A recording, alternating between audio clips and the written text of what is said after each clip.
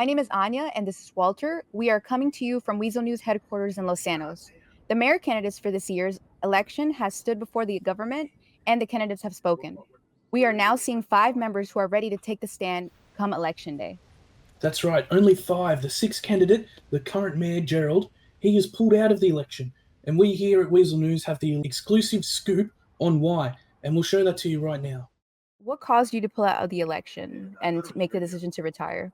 It's been a long 4 months, honestly.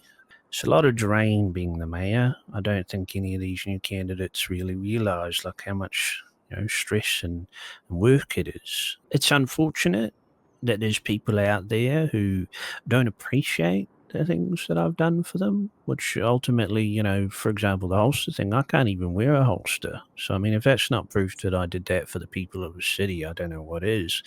There's a lot of toxicity, especially from one specific candidate, I think. I ended up Pinky and, Trump and all these new ones. They're all very nice, but Chad specifically, it's just, it's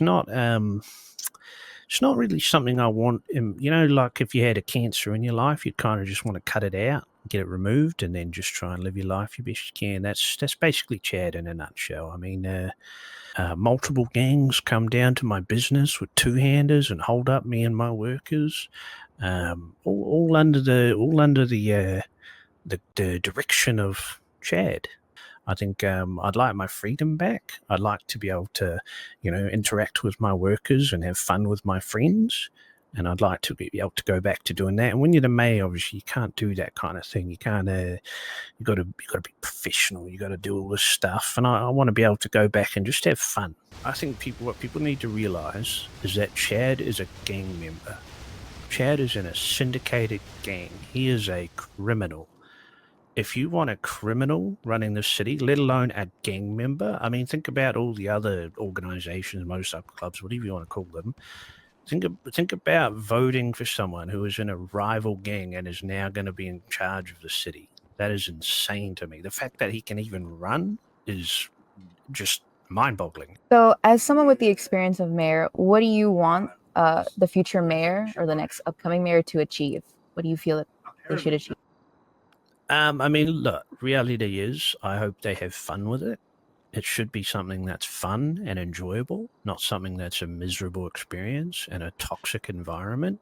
I mean, I would like to see maybe just a bit less sort of weaponized toxicity from specific people. It's like it should be a fun experience for everyone. It shouldn't be, making people feel like they're not welcome or they don't deserve to be where they are. I mean, the reality is he lost the election.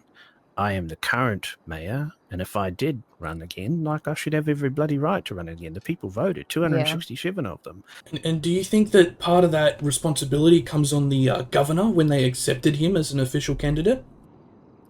I mean, look, obviously, it's to some degree, I feel there should be some sort of police investigation, perhaps a federal level investigation into each candidate, their backgrounds, etc. I mean, whether they're in a criminal organization. I mean, reality is I'm a man of experience, 100-year-old man. I run a medicinal cannabis business, legal, etc. I mean, I've got nothing to hide. I've never kept secrets. I'm an open book, just like I'm here now.